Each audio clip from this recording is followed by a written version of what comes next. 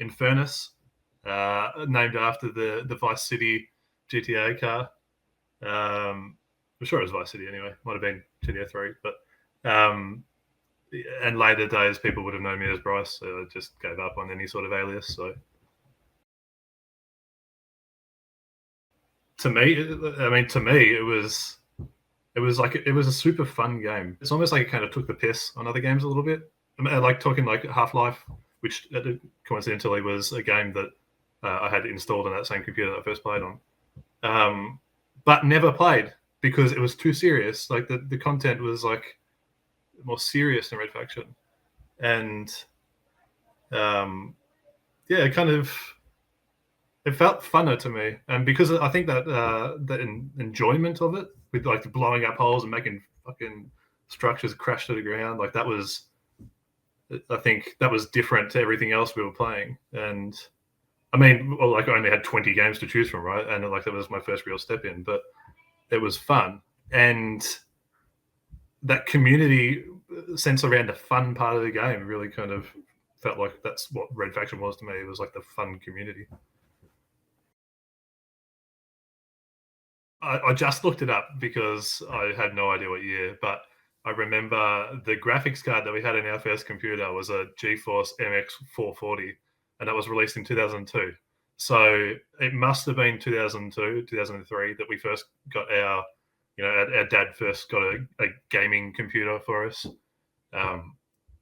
Before that, it was pissing around on like Paint on an old computer and fucking Bonzi Buddy or something, getting him to repeat words to us.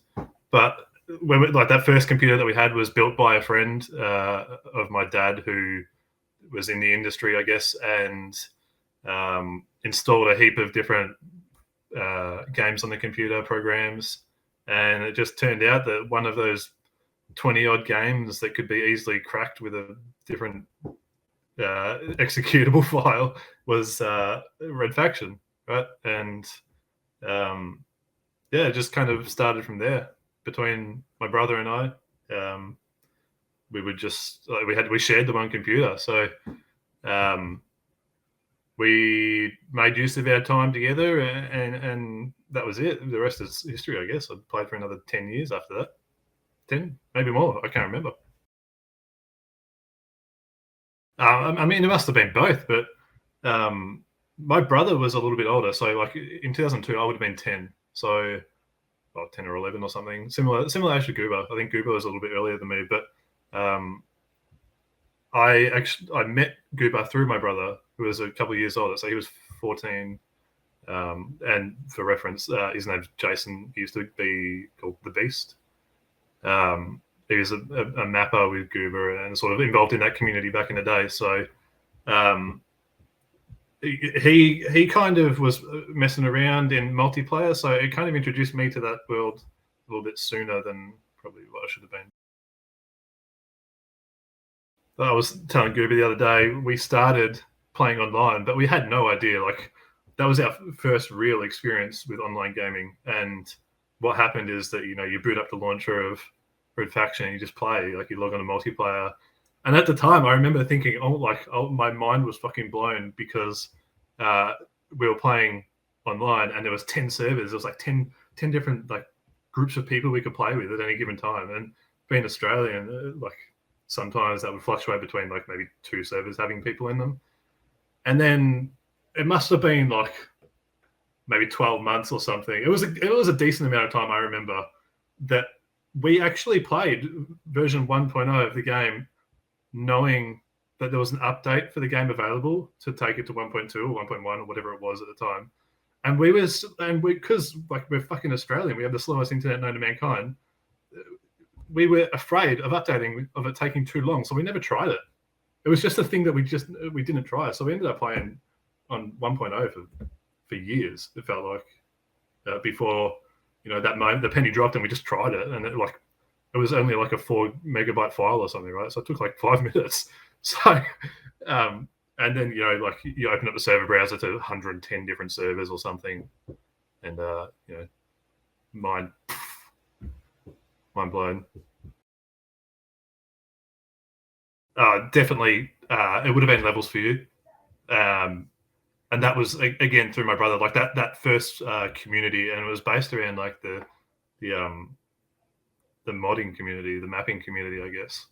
So uh, quite early on, my brother got involved in that mapping process, and because of his involvement with Levels for You, and that was the place to go for. Well, it felt like it was the place to go for mapping and modding, but I think in hindsight, I think maybe we were just a little bit naive to the other um, communities out there for it. But maybe it was beyond our time too. Like we were just kids, right? So what happened to Faction Planet or something? And then there was I'm sure there were forums on Red Faction View for a while as well before that kind of just became like a more of a database for maps and stuff, wasn't there? I don't know. This is really scratching the old brain. Like that's locked away in there somewhere. But there was Australian communities as well. Like OzRF has been around for a while, and before that it was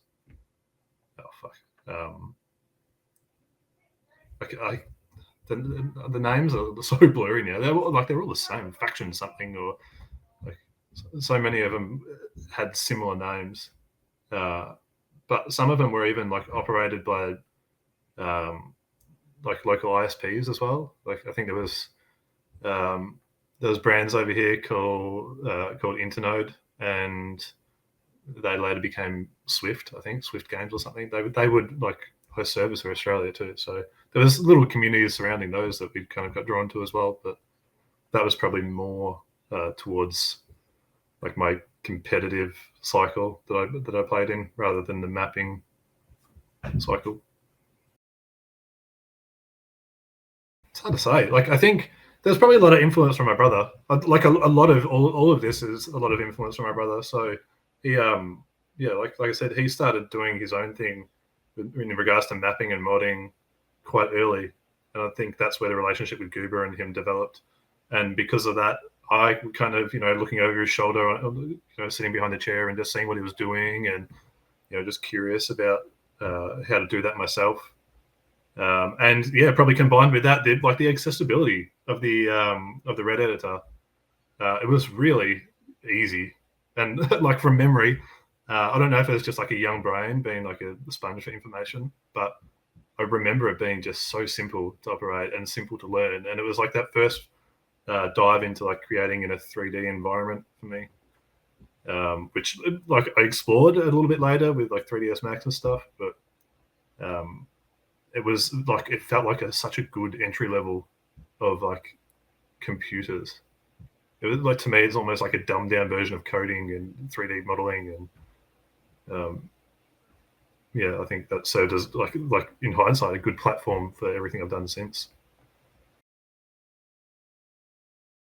D2K had his fucking, was it Crazy mods or something crazy, or maybe that was Jason's. I remember D2K and Jason used to be really close friends, and that like he made these mods where it was like fucking like you shoot Cartman out, he fucking sings for like a minute or so, and those sorts of things. I remember sitting there with my brother thinking like when he was developing that, it was like how can we come up with these fucking stupid ideas?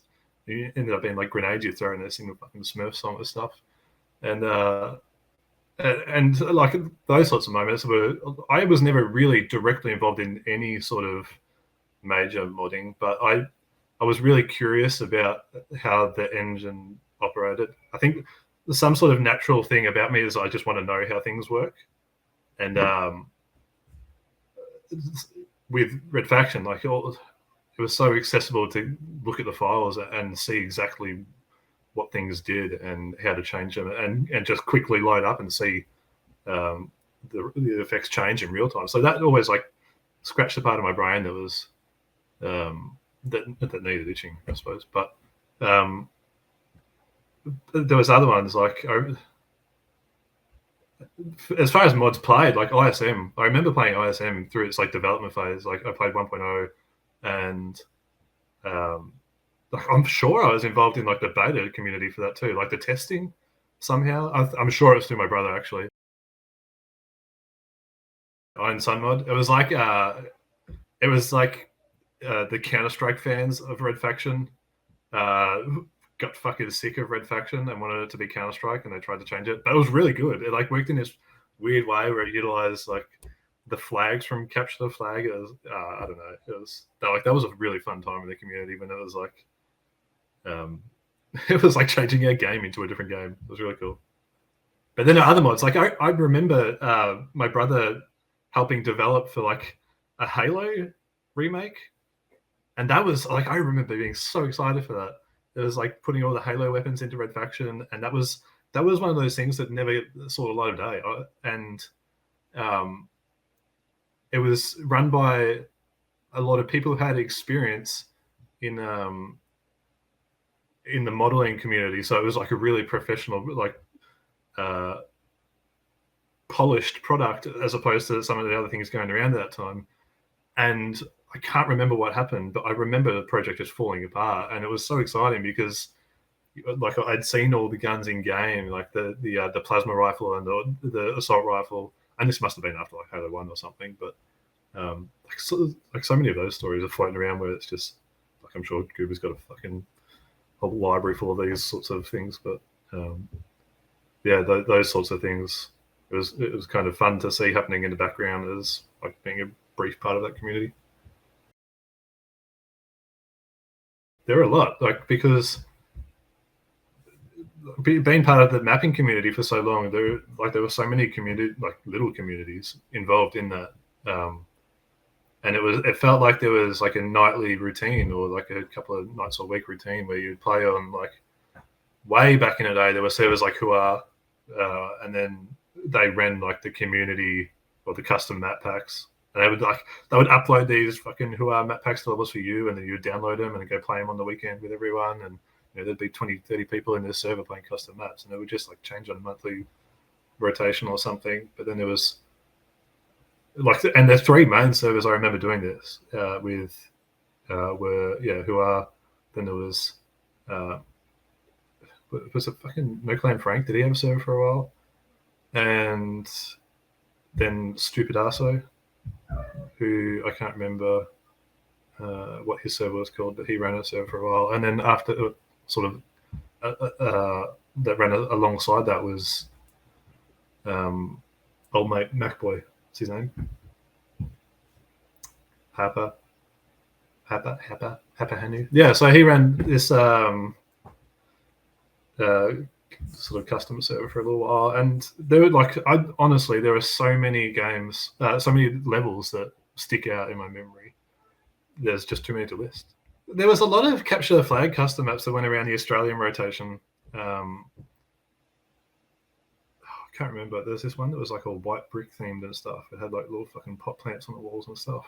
You could sit on them. There was a rail map. There was a lot of custom rail maps that went around for a long while, and they were really great. And then there's the classics, like Rex was such a fucking like modern marvel of Red Faction. He was such an elusive dude too. Like he would made the 6 microfaction maps or whatever, and then like out of the blue, I remember he dropped that fucking like the Redux one, the 7th one or something. Like that dude just was never really anywhere to be found, and I'm so surprised like watching the footage back from that trailer that he's around. But and then there's classics like Cyrus, who is behind all the Death Run maps and stuff. Even before he was doing Death Run maps, he was doing the fucking theme park levels and stuff, where he'd jump in a roller coaster and hit enter and ride the roller coaster around the map and go down the water slide, and like those sorts of fun sort of, I don't even need to play this level to shoot people. I'm just going to explore and blow shit up if you can.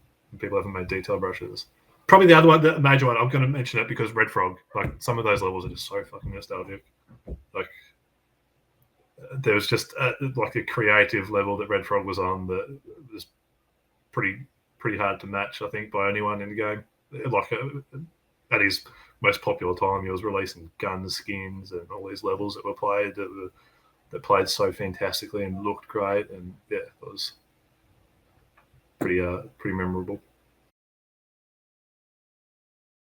Run maps are like custom levels that were made for the player to have a more difficult time to reach the end. So like a race, I guess, But there were things like platforms that moved that you would not, you would have to stay on instead of falling off, right? But the way the Red Faction engine worked really suited this style of map that was released, and the fast gameplay of Red Faction. It just made it like a repeatable thing that you could do over and over and over. And then this the run map phenomenon, because it really became a fucking phenomenon. It was massive, and it was so enjoyable. Like, it was a new way to compete in the game.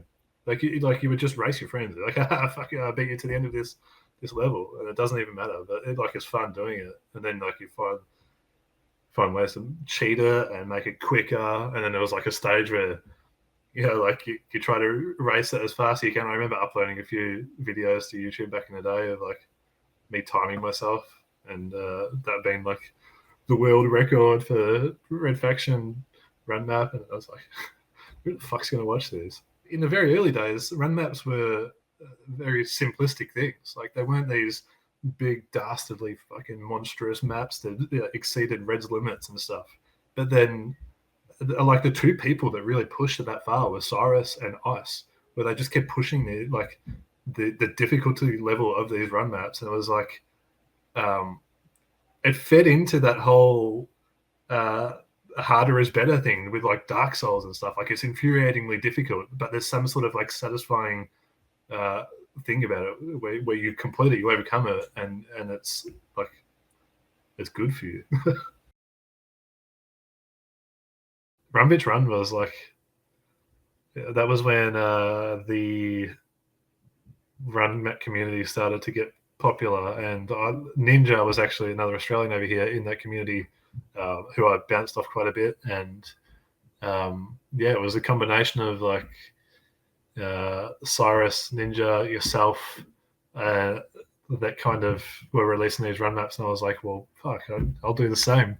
But I remember, like, when I first started it, I was like, yeah, I'm going to make this so confusing, and it's going to take people fucking forever to finish it, and there's going to be so many like misleading traps and stuff, and like people, and like try to piss off people like Dwayne, and and like it just got to the stage where like I started making it, and I remember getting bored through it. Like, I remember like doing that first room and being like, all right, I'm over this. And then like from the end, I was like, rush, and just pull these fucking weird ass ideas in.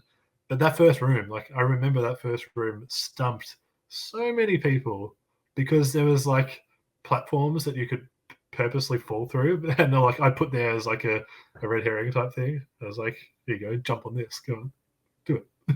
But it wasn't the right way to go. And I remember it like infuriating a lot of people that I would see play it publicly because they couldn't get past it. And I was like, oh, you got to do this. You got to jump into a wall. There's a fucking invisible jump pad. Yeah, did you think of doing that? Like, but there's nothing obvious to tell you that the jump pad's there in the first place. It's like, okay, well, people are only going to stumble upon that if it's accidental. But in hindsight, I should have named it something else, because I don't think a lot of people could find it in the early days because it was censored on Levels for You. It had to be because of bitch, right? Like, Levels for You would censor all these words and wouldn't let you upload it. So it was like B.T.H or something. It was like nobody could ever find it. And and I mean, there was a lot of these run maps that I made that could have made a massive run level in the end, but like if you piece them all together. But I never had that drive to just get the product finished. It just didn't bother me. I don't know. There was a couple that I was really proud of in terms of like their polished quality and stuff, but and like conceptualize these ideas. But I think I think I probably let myself down in like the planning process of some of those, and I didn't really have a visual of the end product, and it just ended up being what it was in the end. It was like a single map that I released. So I was never a great mapper. It was always just a throwaway thing, right? Oh fuck! In competitive, it sucked. Like, it was the single most infuriating gun, I reckon, because it felt the most unbalanced.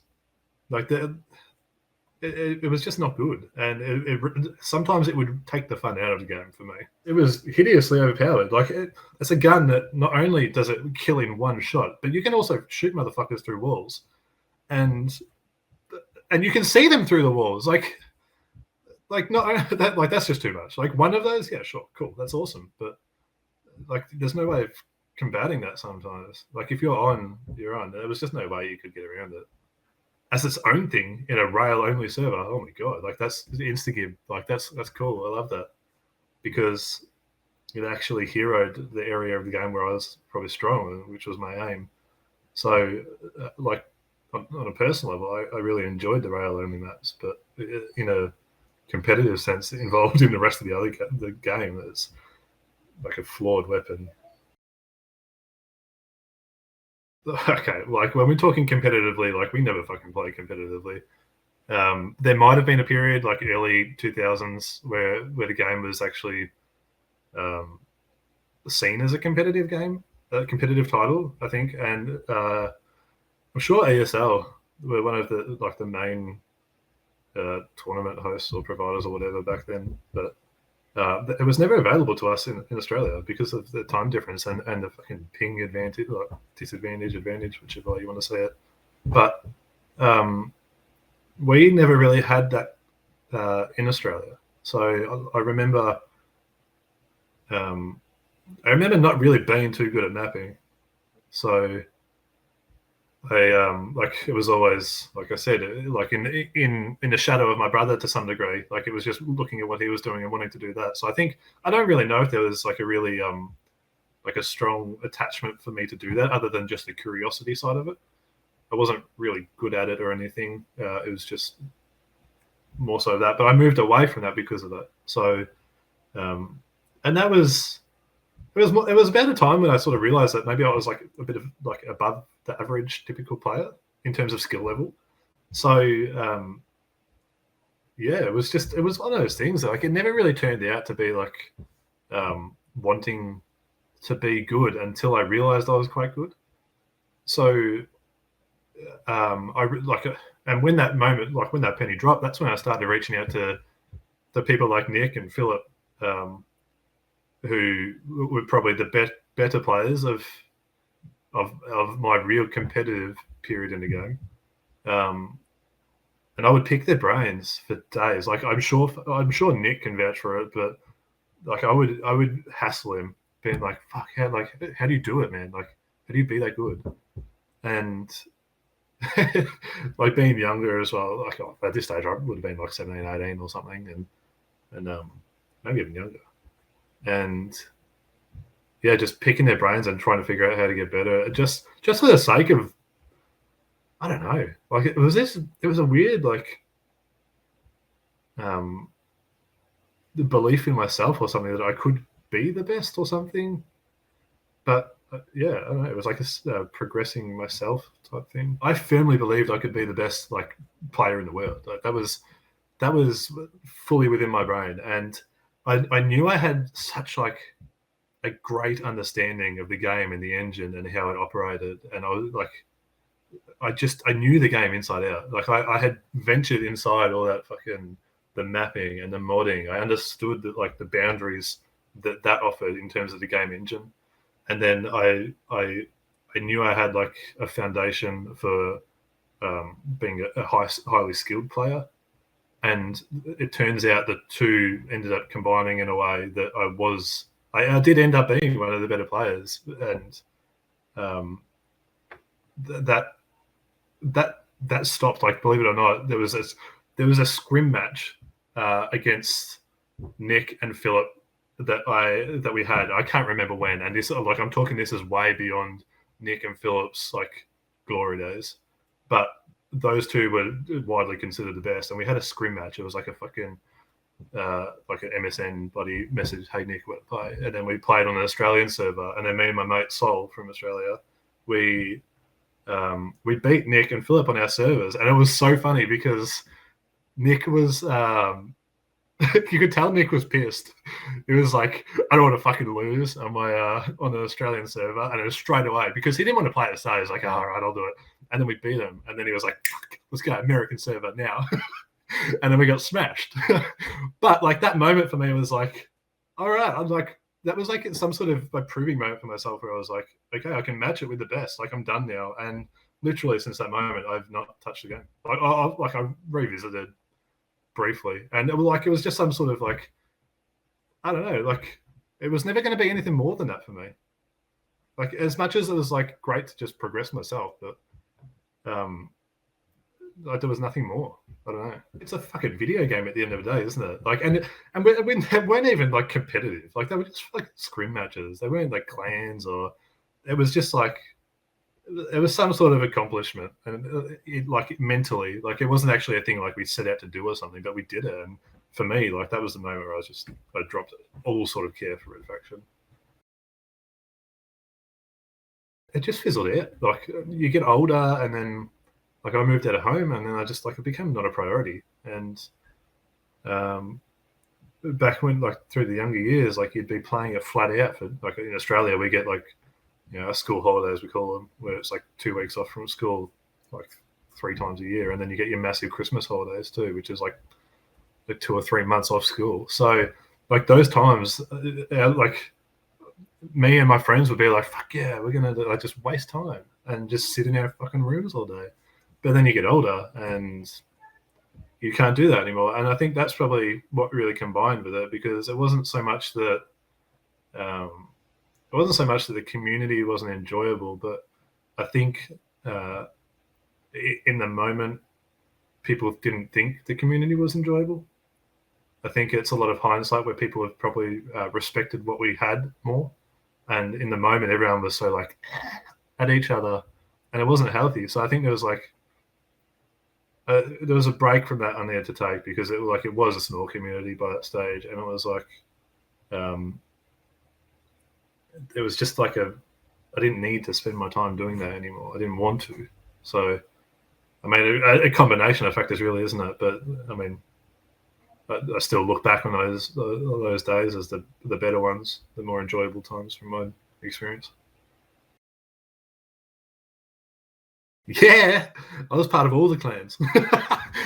I loved being involved in things, and that just stemmed to the game as well. And I just wanted to be in groups of people that were like-minded, and there were so many of them, and there were so many phases of the game, like throughout my time in it. There was like I felt like I belonged somewhere else. So I was a bit of a clan slut.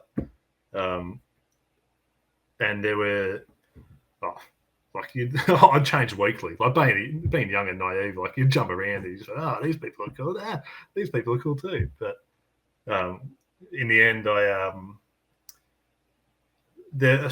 can't remember. There were no major ones really, but I ended up creating my own clan around like I don't know, it must have been 2009 or 2010 or something. After just being fed up with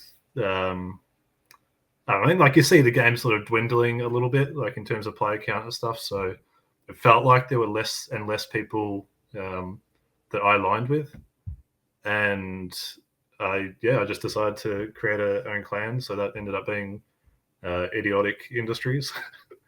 So it was kind of like our motto. It was just I don't know.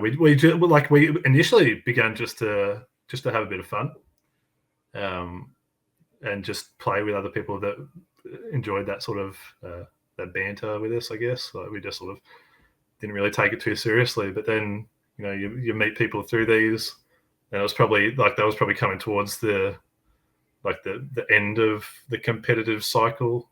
Like it was probably well beyond, really, in all reality. But there was still like those the diehards of the scene that were still there and hanging on.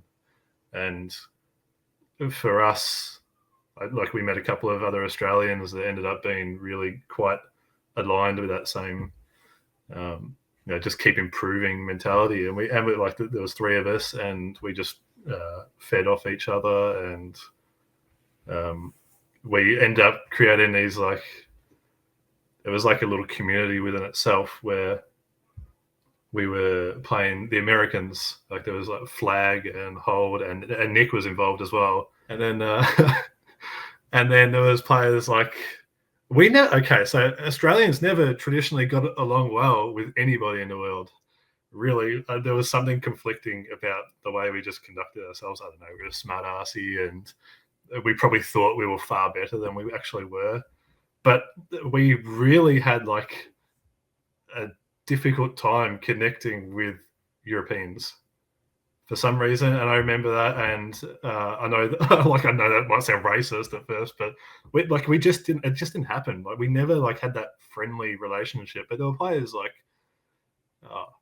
like Philip was always around. Philip was fucking a shit stirrer, wasn't he? And then it was like players like Toure. I don't even know if that's how you pronounce it, but like and fucking Frank Army or whatever his name is, and like all these players towards the end that would just constantly give us grief for some reason.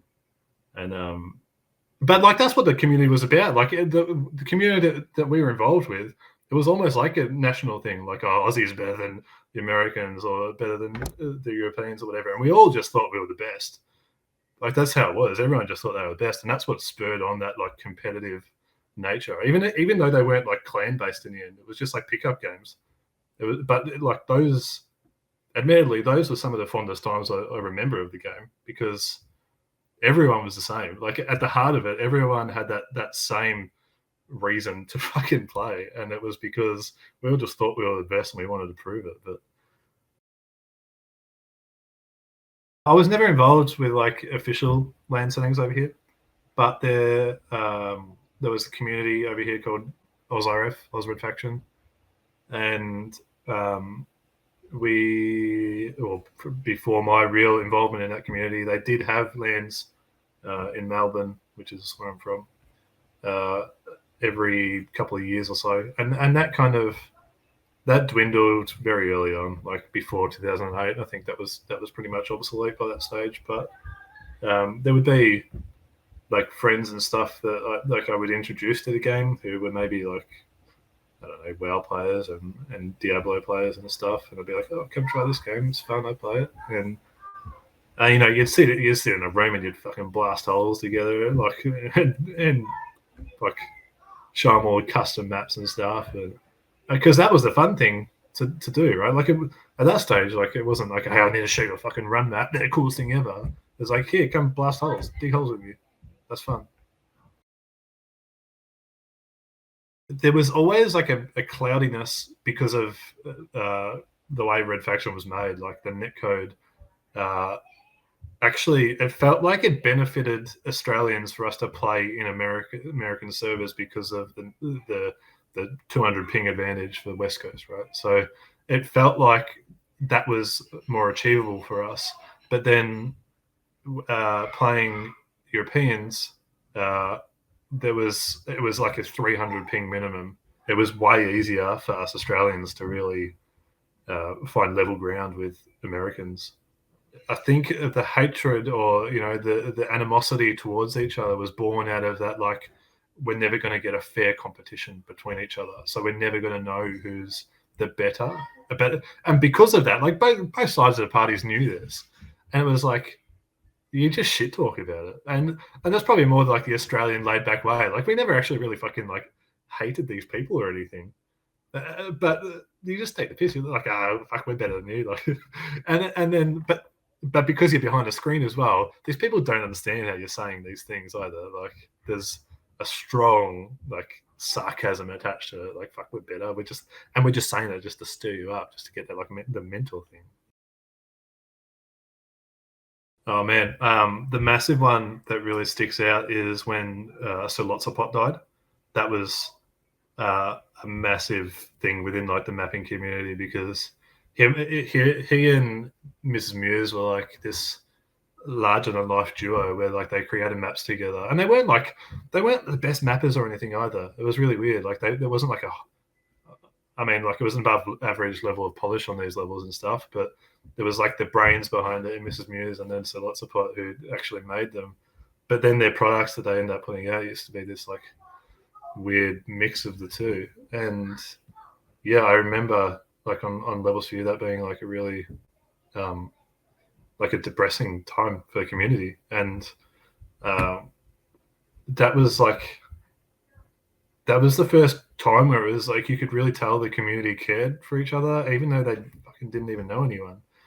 Like there was a real like sense of like genuine empathy for people that no one had ever met before, or sympathy, even, or like whatever. But it's like you develop these connections where like you're affected by something that happens in another person's life, and for a lot of people that, I mean, like it struck with me anyway. And then like later on hearing about D2K and stuff like that, fucking that messed me up a bit really, and sort of and changed how I viewed a lot of things in life actually. So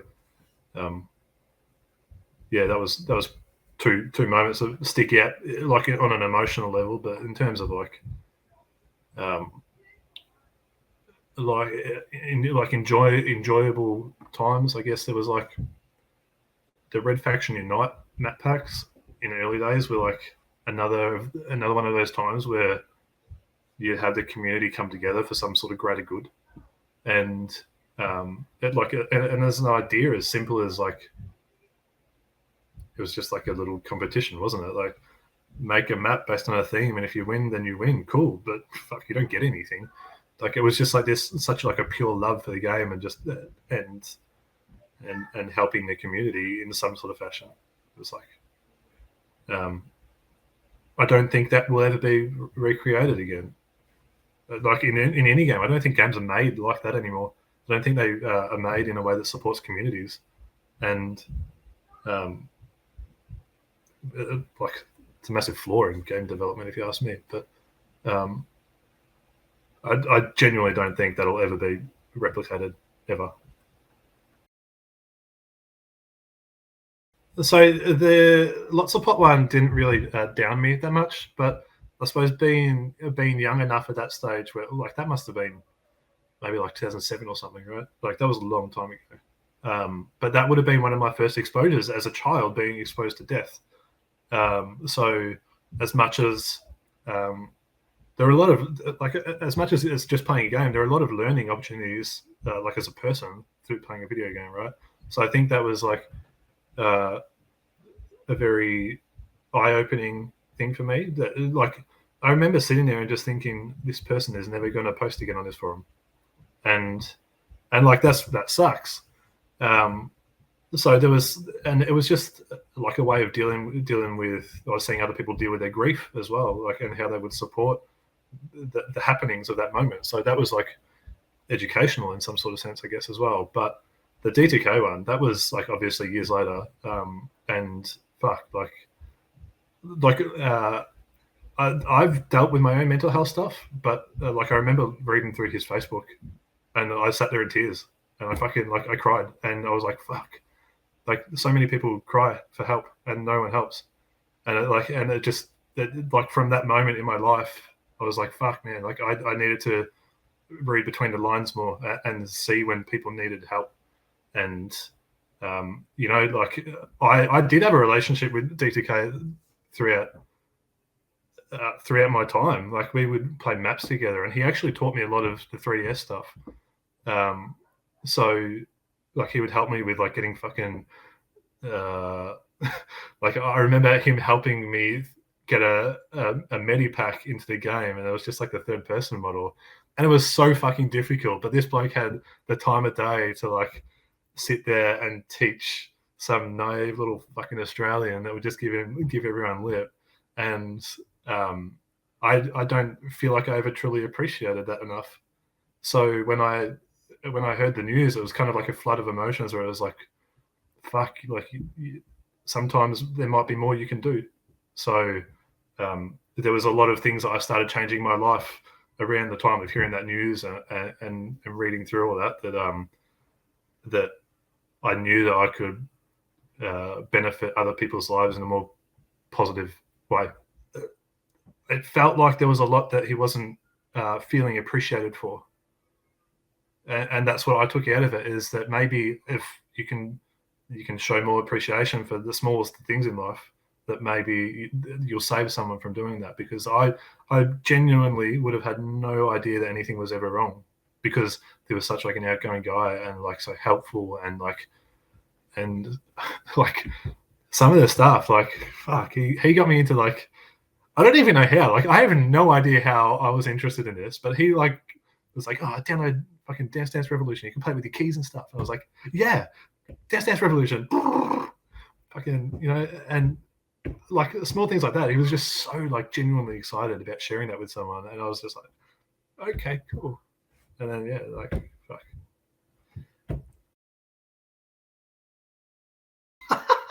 Yeah, okay. So the first ever video game that I played, Mario on the NES.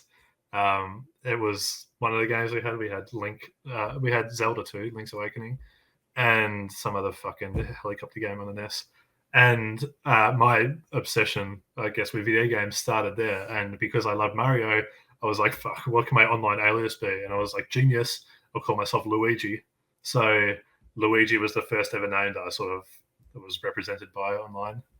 Um, and yeah, that and CP was one of my first clans, right? So that was Goober's clan. I like the most memorable thing about this whole thing is the maps that you guys were making together, and I remember them so vividly because they were all these fucking weird ass VBM files, like Simpsons heads and a lot, and like it was like a theater made out of like fucking a starry sky for the textures on the chairs or something. Like I can't even remember, but it was just chaos. And like it's just like it's funny how those moments stick out in your mind so vividly. But it turns out one of the early members of CP, Austin, was actually a member of the Oz Red Faction community over here. That was a really good time. Like now thinking back on that. I remember D Skins. I think that was his name. Um, and yeah, he was the mapper that I guess really fueled Jason. It was so weird the way that he and Jason got on because I remember them just pumping out maps together. Like I remember there being a period where Jason and D-Skins were just like smashing out these maps, and they were always like these weird fucking like weird creations. And Jason, like, I don't think it was so weird. I don't think Jay was ever actually in CLK. He might have been, but yeah, I think there was something about that he recognised with, and I think that was kind of where my interest in the mapping came about because it was seeing that he was so into it himself. I don't actually ever think that we really sort of got along well together in some strange sense, because it was almost like it annoyed him a little bit that I was kind of like living in his shadow. So I think it's weird that it kind of like is perceived as a community thing, but it didn't feel like that for me. But yeah, like we were involved in the same communities, so like I can understand. Like I guess I can understand where that's like how you recognize it. But yeah, like his involvement in Levels for You, like, is kind of where that all started from, I suppose. And then you just connect with different people. Like I'm sure there's a Beatinator who was pretty close with Jason at some stage as well, and I'm fairly sure D2K was at some stage, and like just I don't know, like there's so many names like that you'd like pass throughout this time, and you're just like fuck, like I can't even remember. Like I'm sure if I look back like their old forum posts and stuff, you'd be like, like we spent days talking, like. But it's just I don't know. It's just been so long. So there was so much of good or bad in Red Faction. Like there was so many different personalities, and like it was so polarizing. And I think, like I know, looking back on my own actions, like I represented myself quite poorly. But it's so fucking weird that it's just there was a great misunderstanding through through a screen too. Like we actually had no idea who these people were on the other sides of their screens, and sometimes things were like misrepresented because of it. And I think a lot of like the animosity in the community towards the end was actually spurred from that. Like I think like all the okay, let's address it, because the whole Levels for You faction files thing. The example I'm thinking of is like how that's misrepresented. I genuinely don't think the people at Levels for You really understood what you guys were trying to do with faction files and Nebula mods. So I think that was like it's a weird sort of communication barrier, but also like these people were really reluctant to have change in the community too, like progress. And I think that really halted the progress of the community, because like it was born out of necessity because of that. Was it Saber? What's his name? Saber, who was causing chaos in the community. And like I still remember like the scariest moment of my life in Red Faction. I was in a Checkmate pub match one day, and he was there, and like he was happy about it, like openly, I'm Saber, like type thing. And then like I'm like, oh bullshit, prove it type thing. And he starts like reeling off the names of my files on my hard drive. And I was like, wow, no way. Like this guy's actually like found a way into my computer because of it. And like there were like oddly specific folder names and stuff. I was like, oh my God, like this guy actually has the possibility to do bad things. And then, you know, Trotsky came along, and it was like Trotsky was and so disappeared for so long, and then came back out of nowhere, it felt like, and started doing more work on Pure Faction to prevent some of these malicious attacks, for lack of a better term.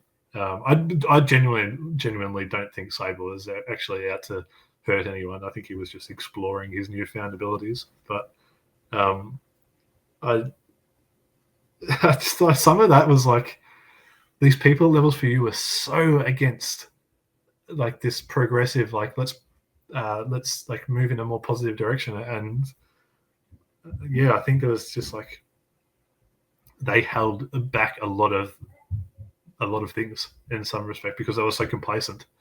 But yeah, like the communication thing with between Levels for You and faction files, I remember it. It was so like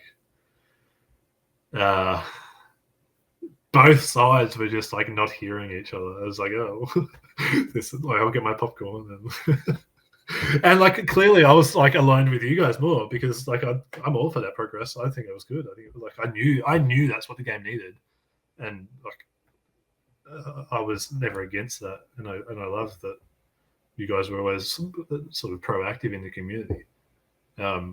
Whereas it really felt like that Levels for You became this stagnant existence, where it was like in the early years it was progressive, it was the platform for anything in the community, like mods in multiple games too. Like the UT 2004 section was pretty successful too. So like there was so much that they were good for, but they just lost that drive as a platform, as a community, to go any further.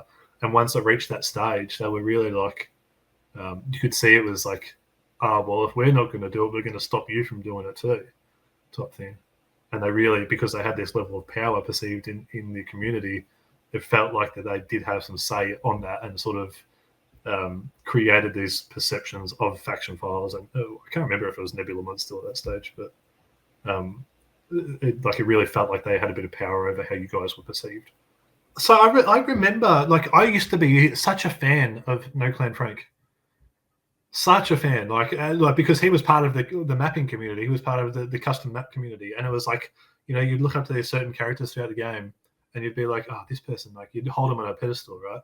And then I remember thinking less of him for his existence in this faction files thing, because he was so opposed for any power from Levels for You going. Like it was so weird, and it was more about like his perception with the community that was for his involvement in the community, and I lost respect for him at that stage. And I don't know if other people are going to see that, but like that's one of the figureheads throughout this whole thing that I remember being like a witch hunt for you guys. and I like, unjustified personally, but that's probably a matter of perspective. No, you get on with things, don't you? Like I'm sure there's people that I've argued with in Red Faction throughout my years, or or I've talked down to or whatever. But I wouldn't stop myself from getting on a chat with anybody that I've met throughout my time. Like I think, uh, not that it's an exception for the way I sort of conducted myself sometimes, but like it really was childish. But that was because I was a child. Like this, like it was. It's not an excuse, but it's a reason. But like looking back in hindsight, you can go, oh well, I wasn't like I didn't conduct myself fairly, but I wouldn't. I would hope someone would recognize that with their own development too. That maybe that person was just a dick because they were a child too. So like fuck, there's more important things in life. Like the whole like DTK thing. Like all of a sudden this mental health like is so important, and it's like, well, fuck, like what if these persons I've spoken down to or something actually just need to chat with someone random, or just need some positive reinforcement in their lives or something. So I mean, like that's just a learning thing in life generally. But it's just funny how you sort of you develop these educational things like through your childhood through a fucking video game, and then you get to a later stage in life and you have to sift out the shit, I suppose. Volition never supported the community. They were never around. There was beyond 1.2 patch dropping, they just disappeared. In some weird way, that also kind of galvanized the community too, because everyone was working together to fix and to work around whatever the developers were neglecting to do themselves. So I think in hindsight, there was something really cool about that, and probably contributed to this community being what it was.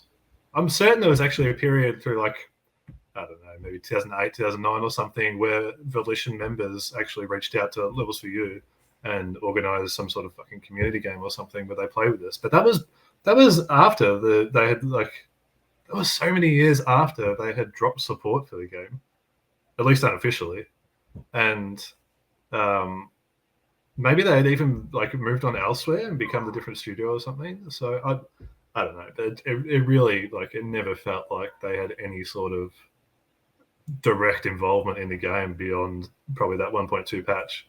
Like there were so many cries for help during like the whole life cycle of Red Faction, and like about further insight on how the game was structured and made and coded or whatever. Like we used to all fucking term it like the source code.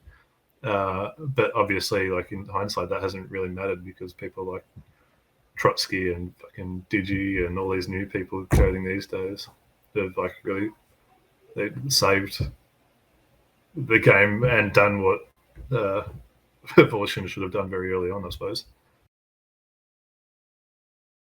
So Lazy Band 1.3 was like the community unofficial patch where it was like I can't even remember what it fixed. It like oh no, it stopped people from modifying their files, right? So it was like the Xe or whatever was like uh, it stopped the game recognizing the different the changes to the VPP files or something, and not only that.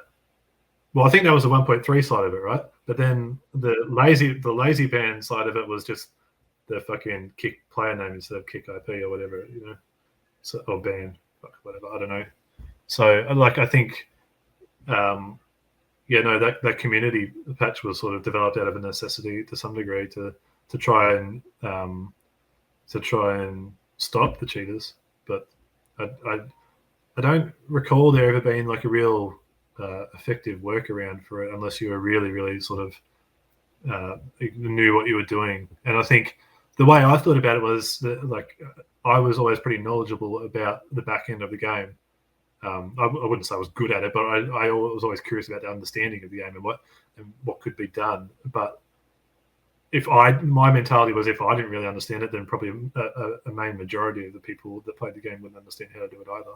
So it didn't really become a concern of how much 1.3 or Lazy Band actually stopped.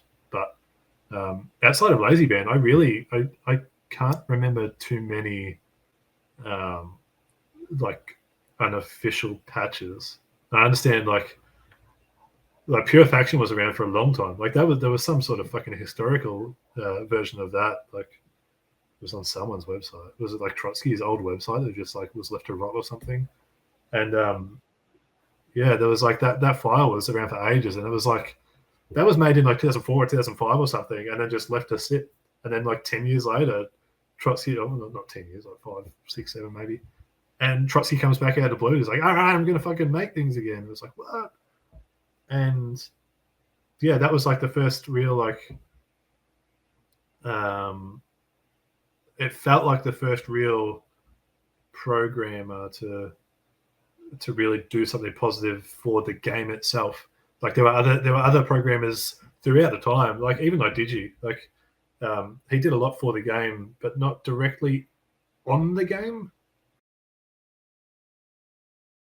Well, it wasn't really like it was never really officially supported, so it never took off, did it? Like it was never available through the launcher. So all of these people that didn't know to access these other communities or didn't have the will to like look them up or something, they just didn't care, and that's why it never took off, because they never saw that it was a popular update to have, or it would just it didn't matter. So they were still happy on 1.2 because that's all the launcher offered, and like in terms of that update, the official update capacity. But yeah.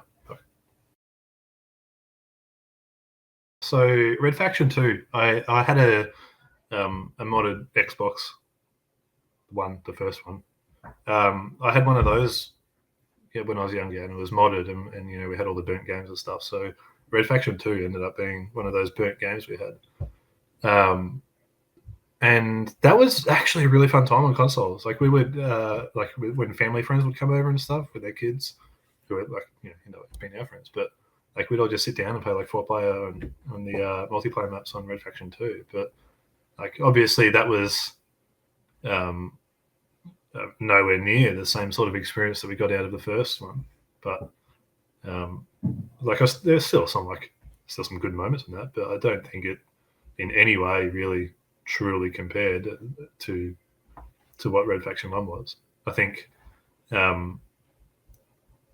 it was no more nostalgic than any other video game you play in that sense. So whereas like Red Faction obviously takes it up some sort of level.